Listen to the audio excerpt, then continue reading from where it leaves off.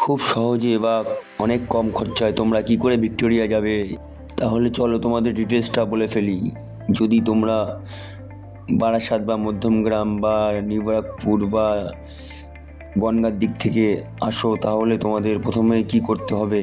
প্রথমে তোমাদের যে যেখান থেকে যাবে, কেউ যদি বনগাঁ থেকে বা কেউ মধ্যগ্রাম থেকে বা কেউ নিউ ব্যারাকপুর থেকে বা কেউ বারাসাত থেকে যেতে চাও, যে যেখানে থাকবে সেখান থেকে তাকে প্রথমেই শিয়ালদা লোকাল ধরতে হবে। শিয়ালদা লোকাল ধরতে হবে। সেই শিয়ালদা লোকাল তোমাদের 5 টাকা নেবে। তারপর নেক্সট দমদম জংশন যাওয়ার পর সেখান থেকে সাবওয়ে থেকে গিয়ে টিকিট কাউন্টার থেকে ময়দান যাওয়ার টিকিট কাটতে হবে। সেখানে টিকিটের মূল্য নেবে 20 টাকা। সেই 20 টাকা চলে যাবে ডাইরেক্ট ময়দান।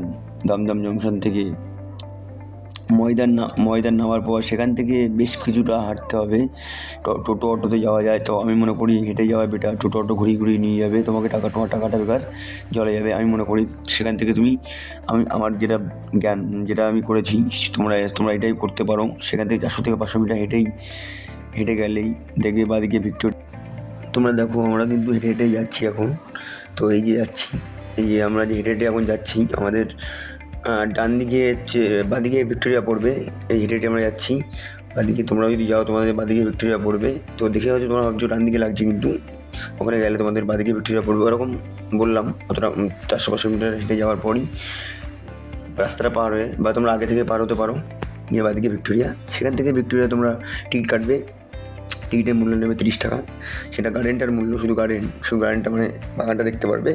এবং সাথে যদি তোমরা যে ভিক্টোরিয়া দেখতে চাও, তো ভিক্টোরিয়া আমরা গেছিলাম সরস্বতী পুজোর দিন ভিক্টোরিয়াটা পুরোপুরি বন্ধ করেছিল নাকি বন্ধ রেখেছিল ভিক্টোরিয়াটা, ভেবো না যেন পার্কটা খোলা ছিল। তো যাই হোক, আমরা গেছিলাম।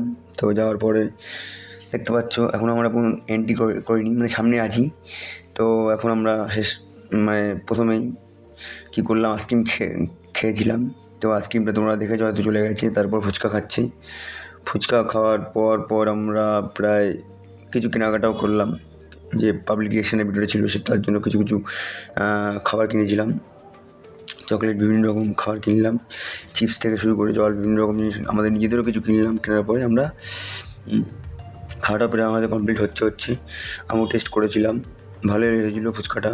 এই যে ফুচকাটা একদম ভিক্টোরিয়ার সামনে বসে এই কাকু, খুবই ভালো ব্যবহার বলবো। আর ফুচকাটাও খুবই ভালো লেগেছে। আর ভেলপুরিটা তোমাদের দেখিয়ে দেবো। ভেলপুরিটাও খেয়েছি, খুব সুন্দর। তো ভেলপুরিটার ব্যাপারটা আরেকবার বলবো, পুরোপুরি বলছি না ভেলপুরির ব্যাপারটা। তো ও তো পুরো মন খুশি খাচ্ছে, আর আমাকে দিয়েছিল টেস্ট করার জন্য। তো যাই হোক, ভিক্টোরিয়াটা আমরা এখনও পর্যন্ত ঢুকিনি, কিন্তু সামনে আছি। তো ভিক্টোরিয়া যে তোমরা ঢুকবে, সে ঢোকার পরে কতক্ষণ থাকতে পারবে সেটা তোমাদের বলে দিচ্ছি। ভিক্টোরিয়া ঢোকার টাইমিং, মানে কখন ওপেনিং হয়, 11টা থেকে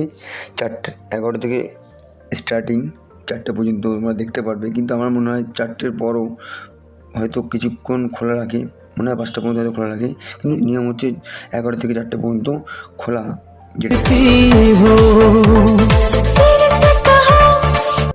আর ভিক্টোরিয়া মেমোরিয়ালটা, যেটা সরস্বতী পুজোর দিন বললো বন্ধ থাকবে, কি পারমিশন নেই কি না জানি না, ওটা পুরো বন্ধ ছিল। সেই ভিক্টোরিয়াটা যদি তোমরা অন্য কোনো দিন যাও, সেটা হয়তো তোমাদের এন্ট্রি করতে পারবে। তো এন্ট্রির জন্য আলাদা ভিক্টোরিয়ার যে চার্জটা, সেই চার্জটা হলো 50 টাকা। এবং এর সাথে যেটা বললাম 30 টাকা টোটাল যোগ, যেটা হলো আমার ফোনটা চার্জ ছিল না। তারপর আমাদের ভেলপুরি খাওয়ার খুব ইচ্ছা হয়েছিল। তো ভেলপুরি শেষ পর্যন্ত আমরা খেলাম। তো বন্ধুকে আমি তখন কল করে বললাম, ভাই তুই 50 টাকা পাঠা। কোথায় পাঠাবে? তখন বললাম যে সেই দোকানদারকে পাঠা। সে 50 টাকা দোকানদারকে পাঠালো। তো পাঠানোর পর সেই ভেলপুরিটা খেলাম ভাই। খেয়ে এত সুস্বাদু লেগেছে ভাই। কলকাতা স্ট্রিট ফুড, যেমন কোয়ান্টিটি, যেমন তার ব্যবহারটা বলতে পারবো না, কিন্তু খুবই সুন্দর ছিল খাবারটা। অসাধারণ টেস্ট, অসাধারণ কোয়ান্টিটি, খুবই ভালো লেগেছে। আমি বলবো কেউ যদি ভিক্টোরিয়া যাও, ভিক্টোরিয়ার সামনেই এই কাকুর দোকান, একবার খেয়ে আসবে, আশা করি তোমার ভালো লাগবে। খুব সুস্বাদু হয়েছে, ভালো করেছে। তো গাইস আজকে ভিডিওটা এই পর্যন্তই। যতক্ষণ সবাই সুস্থ থেকো, ভালো থেকো, সবাই সবার ভিডিও দেখো, সবাই সবার পাশে থাকো। Tata bye.